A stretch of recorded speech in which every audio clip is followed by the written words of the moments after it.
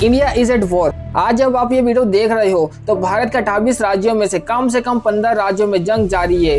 8 security forces personnel were killed by Maoists in the jungle area of Kutru in Chhattisgarh. 15 अगस्त 2024 जब पूरा Bharat 77th independence day के celebration में busy था, तब हमारे ही देश का एक राज्य अपने 78th इंडिपेंडेंस डे का जश्न मना रहा था।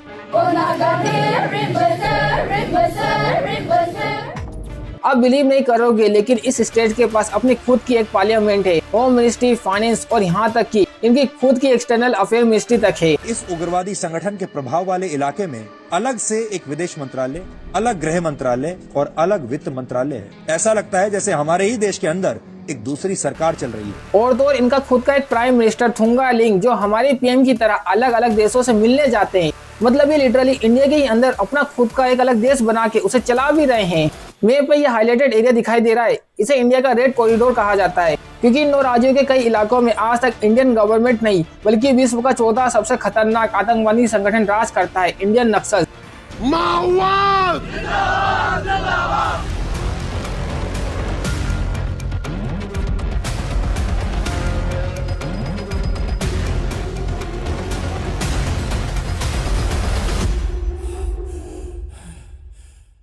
तालिबान, आईएस और बोको हराम के बाद इंडिया का यह नक्सलवादी मायोस पूरी दुनिया के सबसे क्रूर आतंकवादी माने जाते हैं, क्योंकि इनकी 20,000 सैनिकों की एक विशाल सी सेना है जो अपने मकसद को अंजाम देने के लिए किसी भी हद तक जा सकते हैं। मकसद हिंदुस्तान से लोकतंत्र डेमोक्रेसी को हटाकर इंडिया को नॉर्थ कोरिया के जैसे हार्डकोर कम्युनिस्ट देश बनाना। इंडिया के इसी रेड कॉरिडोर में हजारों ऐसे गाँव है जो कम्प्लीटली नक्सलाइट इन्फेस्टेड है, और इनकी पूरी दुनिया ही हमसे इतनी अलग है क्या कोई विश्वास नहीं हुआ कि ये गांव बकाये में इंडिया का ही है। गवर्नमेंट ऑफिसर्स, इंडियन आर्मी और यहाँ तक कि उन गांव के लोकल लोगों में अपना खौफ फैलाने के लिए ये नक्सलवादी लोग एक्सट्रीमली इनह्यूमन तरीका का इस्तेमाल करते हैं, जैसे अपने दुश्मनों को जिंदा जला देना, पब्लिकली उनका सर काट देना और उसे रिकॉर्ड करना, लोगों को भीड़ के सामने 3rd डिग्री टॉर्चर देना, उन्हें तड़पा कर मारना और सबसे खौफनाक मर्डर करने के बाद उनकी लाशों को गांव के चौराहों में, पुलिस के स्टेशन के बाहर या फिर यूं ही पेड़ पर लटका देना, ताकि पूरे इलाके में इन कॉमरेड्स की तानाशाही फैल जाए और कोई भी फिर इनके राज्य को दोबारा से चुनौती देने के बारे में सोचे तक नहीं। इन नक्सलियों के नियम कायदे भी बहुत ही क्रूर होते हैं। हर गांव में हर एक परिवार को एक बच्चा नक्सलवादी को कुर्बान करना होता है। वो जबरदस्ती उसे बचपन से ही अपने बेरहम दुनिया से वाकिफ कराते हैं, ताकि बड़ा होने के बाद वो बच्चा दूसरों पर तो छोड़ो अपने खुद के परिवार पर भी जुल्म करने से कतराए नहीं। This innocent Rajveer Kherwar, surrounded by security personnel, is one among those who were forcibly abducted by the Naxals and thrown in to join the Naxal ranks. जाहिर है भारत के संविधान, कायदे, कानून कुछ भी मायने नहीं है इन लोगों को। इनके खुद के अपने जन अदालत होती है, यानी कि पीपल कोर्ट, जहां पर कानून को बनाने से लेकर सजा सुनाना, पब्लिकली एग्जीक्यूट करने तक सारा का सारा काम भरी जनता के सामने ही करते हैं। माओवादियों की कार्यशैली, उनका अपना संविधान, उनका अपना कानून है। माओवादी जब भी किसी का अपहरण करते हैं तो उसे जन अदालत में सजा दी जाती है। इनके गाँवों में इनकी खुद की अपनी ही एक पैरेलल गवर्नमेंट चलती है, जिनमें इनका नेशनल फ्लैग, नेशनल सॉन्ग और यहाँ तक कि नेशनल डे सब कुछ हमारे देश से एकदम पैरेलली बनाया जाता है।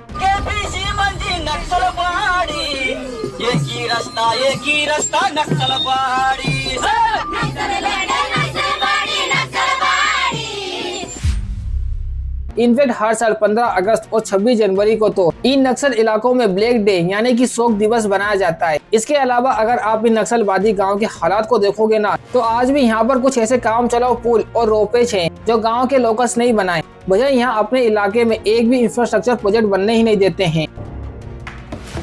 Government roads, hospital, school, India का यह माउस्ट सब कुछ तबाह कर देते हैं। इनफैक्ट लोगों को गवर्नमेंट की स्कीम इस्तेमाल करने पर या फिर इवन वोट देने के लिए भी बहुत ही क्रूर सजा सुनाते हैं, जैसे उनकी उंगली काट देना या फिर बड़ी सभा में उन्हें खूब पीटना। अब आप सोचो, इन्होंने तो छत्तीसगढ़ के सिटिंग होम मिनिस्टर से लेकर साउथ के बड़े बड़े एक्टर तक को अगवा करके किडनैप करके उन पर अटैक करवाए, तो फिर गाँव के ये बेचारे लोकल्स क्या ही चीज है।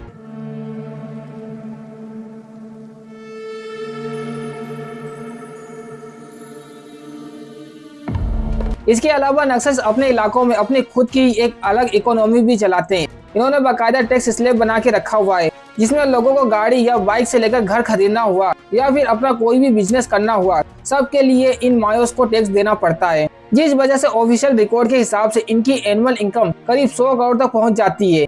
इसके अलावा ये गांव के मासूम किसानों से जबरदस्ती अफीम जैसे हार्ड ड्रग्स की खेती भी करवाते हैं, जिससे वो सालाना 70 करोड़ कमाते हैं। Now definitely Indian government in पर कंट्रोल करने की पूरी कोशिश कर रही है, पर इसके बावजूद भारत के 38 जिलों में आज भी इनका ही राज है। ये नक्सलवादी तो ओपनली ये कह चुके हैं कि उनका मकसद है 2050 तक पूरे देश की सरकार को गिराकर इंडिया को एक कम्युनिस्ट देश बनाना। अब जहां इंडिया के इन 9 स्टेट में नक्सल कॉन्फ्लिक्ट शुरू है, वहीं पर इंडिया के पूरे 9 स्टेट में अलग ही भसड़ मची हुई है। हमें अब तक सिर्फ यह बात पता है कि मणिपुर जल रहा है, जो कि सही भी है, which is true.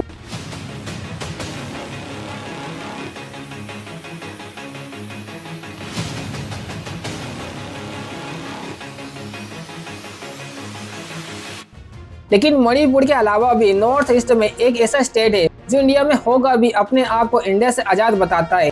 We are proud to be descendants of Sakse warrior race and I refuse to acknowledge myself as an Indian citizen. साल 1946 नॉर्थ ईस्ट में देश की सबसे पहली सेपरेट रेवेलियन की शुरुआत हुई थी।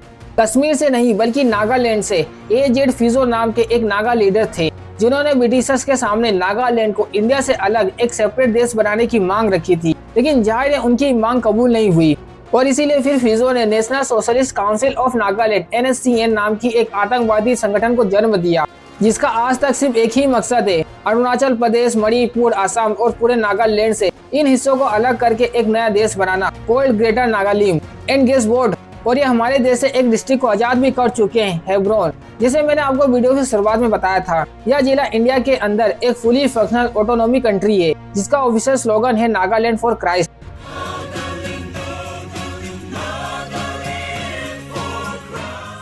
इनकी अपनी पार्लियामेंट भी है, जिसको वो तातार ओहो बुलाते हैं। फिर इनके गवर्नमेंट की खुद की होम, एक्सटर्नल अफेयर और फाइनेंस मिनिस्टर तक है। आश्चर्य की बात यह है कि इस उग्रवादी संगठन के प्रभाव वाले इलाके में अलग से एक विदेश मंत्रालय, अलग गृह मंत्रालय और अलग वित्त मंत्रालय है। ऐसा लगता है जैसे हमारे ही देश के अंदर एक दूसरी सरकार चल रही है। इसमें इनके सो कॉल्ड पीएम किसी बड़े देश के पीएम जैसे ट्रेवल भी करते हैं। इसके अलावा इस देश की अपनी खुद की एक काफी मॉडर्न और वेल इक्विपमेंट 15,000 सोल्जर की आर्मी भी है, जिसमें एक एक्सक्लूसिव फीमेल बटालियन तक है। Can you believe it? ये वो सो कॉल्ड देश है जिसने हर साल की तरह पिछले साल 14 अगस्त को अपना 78 इंडिपेंडेंस डे बनाया था। हिंदुस्तान में होने के बाद भी पिछले 78 ईयर्स में यह हिंदुस्तान से आजाद होने का जश्न बना रहे हैं, वो भी एकदम ओपनली अपने सेलिब्रेशन के वीडियो सोशल मीडिया पर रिलीज करके।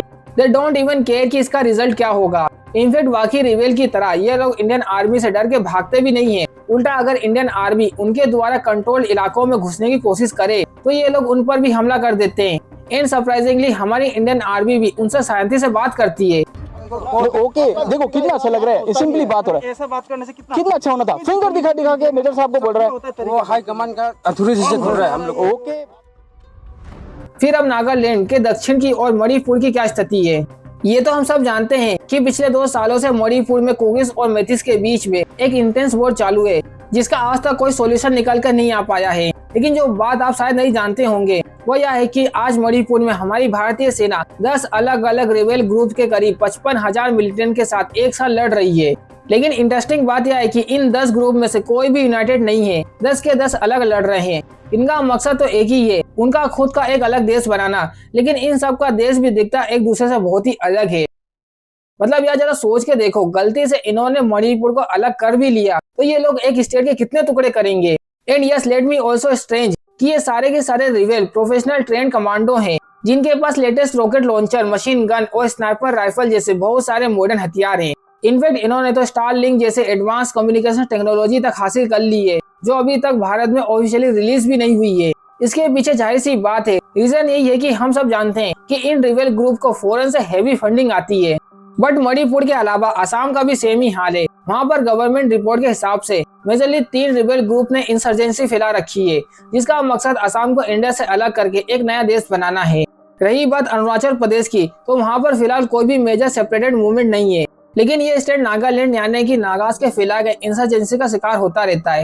सो overall according to government data 40% of Assam, 60% of Manipur, 10% of Arunachal Pradesh and 50% of Nagaland are militants infested a region. लेकिन इन सब का नुकसान हो रहा है सिर्फ और सिर्फ वहाँ की आम जनता का। These are the people who have been surviving for a year inside Manipur's relief camp. बोलता है भाई एक बार घर दिखाओ, घर तो है नहीं, सब जला दिया वो लोग ने। हर रात हर सुबह बच्चे लोग बोल रहे हैं पापा कब घर जाएंगे, कैसे जवाब दिया जाएंगे। एक बाप का दिल तो दुख होता है ना।